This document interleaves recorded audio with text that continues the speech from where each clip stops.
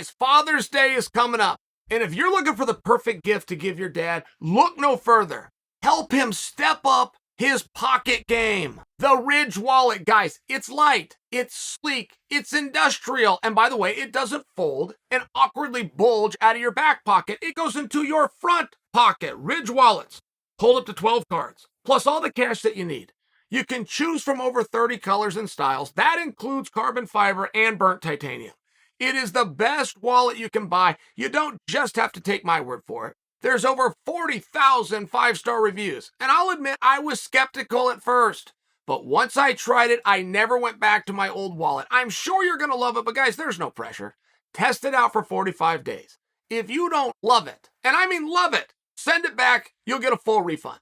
If you decide to keep it, and I believe you will, there's a lifetime warranty, so there's nothing to lose. Just go to ridge.com/Chael or click on the link in the description below. That's going to get you a special 15% savings for Father's Day. That comes with free worldwide shipping and returns. I'm outside and I'm reflecting. I'm reflecting on Chris Weidman. And he's getting ready to make his return. And it is a really precarious spot. Chris probably would not think of old Chael as one of his biggest supporters. But I definitely am. I knew who he was before anybody knew. It was one of those things, I'm a wrestling fan, right? I followed him at Hofstra, but he even went to the Olympic Training Center, and he was the contender. Freestyle, he was the number 3 guy. And you got to understand, bouncing between Chael Sanderson and Varner and Pasta Schneider, I mean, somewhere in this mix, Chris Weidman's the number 3 guy. The number 1 guy, the Olympic and world champion. So it was a pretty special weight class and a pretty special time to be wrestling. When he came over to MMA, I was just on board. And I watched him do everything, including come from a rather obscure background. I can sit and tell you how great he did at Hofstra and talk about All-American and what that means within the wrestling community. And I can tell you what national team and being top 3 means within the wrestling community. But I'm also well aware that we're a small community. I'm well aware that that doesn't guarantee your name on a back page of a .com. A lot of work, a lot of time, a lot of grinding, side by side with names that you would know. Ben Askren and Chris Weidman. You go find that match at somewhere on YouTube. I want to say it was like a high school match, but he would have been side by side right there at the time of Daniel Cormier, just by example. Pat Cummings, you guys might remember. Johnny Hendricks might have been a little bit lighter, but I'm just painting a picture for you that when Chris came over, I expected him to be world champion. And he had a match against Mark Munoz. And that was really the night when the gig was up. Many people believed in Chris the way that I'm speaking about him, but that only takes you so far, right? Joe Silva heard those stories every day. Somebody vouching for somebody, how great somebody looked in the room. It only takes you so far, and it helps. Having people come out and sing your praises really does help, but when Weidman beat Munoz, and it was a really strange evening, by the way. It was on the heels, I'll insert myself into this story, but it was on the heels of UFC 148. That was me versus Anderson Part 2. And that was a massive night of business. I don't say that to be a jerk. I say that because, like anything that goes up, whatever goes up must come down. So when we had 148, it was a massive part of business. Whatever was going to be next, it could have been anything. It was going to be a down. So not only was this next, it was on a Wednesday night. Tell me a time, raise your hand. Tell me a time in history you've seen MMA on a Wednesday night, right? Let alone a UFC live free TV. So it was one of these weird evenings, right? And Munoz comes out, I go talk to you about how well Chris Weidman had done and the names that he was alongside. And how well he did in wrestling. With that said, he did not do as well as Mark Munoz. Period. Nobody did. Munoz was the champion. I'm going to tell you about Pat Cummings. I'm telling you about Daniel Cormier, I mentioned some of these names, I could throw Henry Cejudo in there. Munoz was the champion. So when they go out there in this main event, as great as Weidman is, this is probably just going to be a bad style. It's probably just going to be a bad match, and it won't be a reflection on how skilled he is.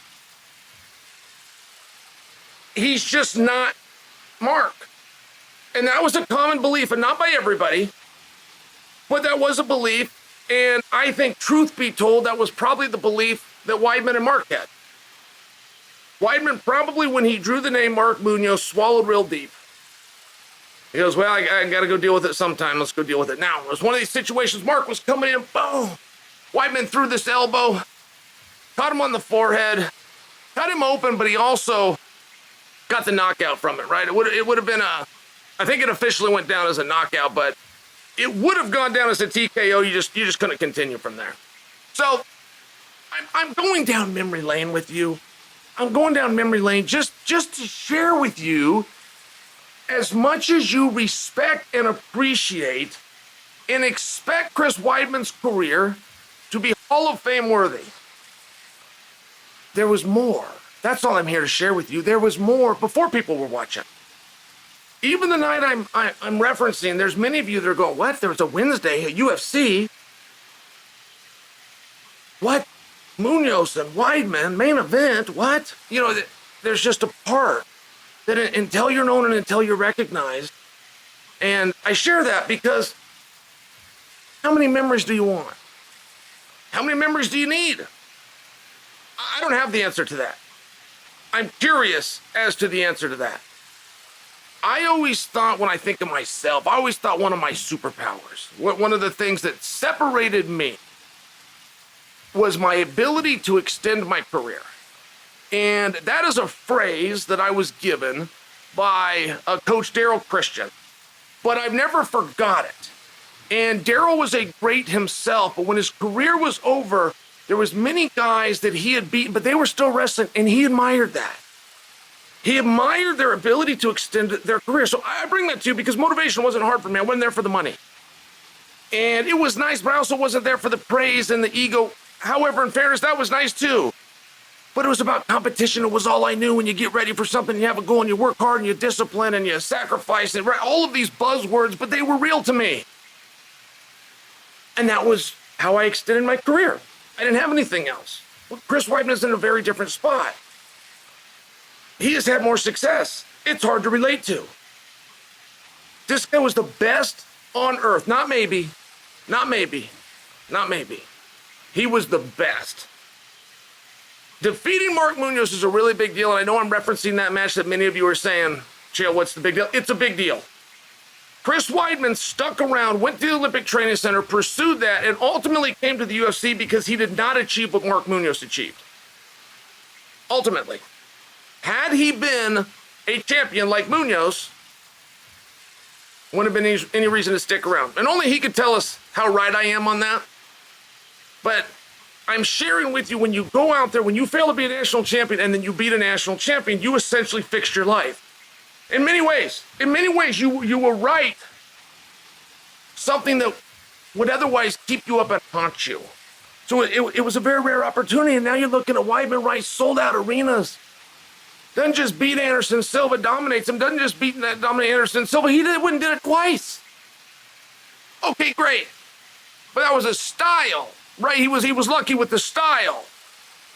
Try doing that against another world champion. Well, great, let's throw him one named Vitor Belfort, who I think I'd have to look, might have even been the heavyweight world champion. Okay, great. Well, that was a stylish, that was a different Vitor. Here, let's do it again. Let's bring another world champion in. We'll deal with Weidman from the bottom of the deck. Let's bring him a guy named Chris Weidman. I apologize. Let's bring Chris Weidman, a guy named Lyoto Machida. And it's an interesting thing. He just wasn't having problems. He was just going through guys. Chris Weidman, at a point in his career, was on a path, a massive collision course with Jon Jones. And you might not remember that, but that's the truth. And they were both from New York. Jones was always looking for an opponent. But Weidman was giving a good look at Jon. And I just share for you, but that's how good he was, right? These are the kind of memories that he has, and now he suffers in adversity. Talk about it's hard to relate to the success, right, of a world champion like that. It's hard to relate to the adversity of somebody that suffered an injury like he did. And you wonder, why is he coming back? It's not for the money, it's not for the attention, it's not for the championship, this isn't a championship match. Why is he coming back?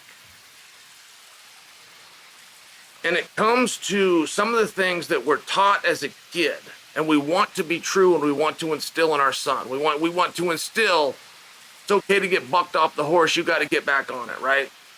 We want to instill, it doesn't matter how many times you get knocked down, it's how many times you get backed up. We want to say some of these things, but how often in real life are you really going to be confronted with a situation where you've got to do it? Well, he is, and it's right now. It's right now. And the idea that he could stay down or he could have got bucked off the horse, this is behind us. Chris has been announced for UFC 292. Got a great partner in Brad Tavares. Very good matchmaking. I like that. For both guys, that's going to be a lot of fun. But the night he walks out there, the referee says, "Are you ready?" After they shut the door, and he says, "All right, let's get it on." That's not the night that Chris is tested. He's tested all those days he went to physical therapy. He's tested by agreeing to return to the weight class.